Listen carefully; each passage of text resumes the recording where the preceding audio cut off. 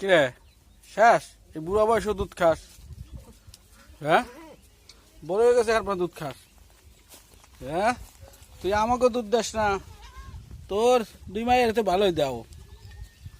এমনটা খাও মানে নে, এবার তোর একটা কাঁচামরিচ খাইলাম, ধর ধর ধর ধর খা। একটুবার বুঝবি আরে, নে কেমন জাল বুঝবি আনে। কেমন লাগে?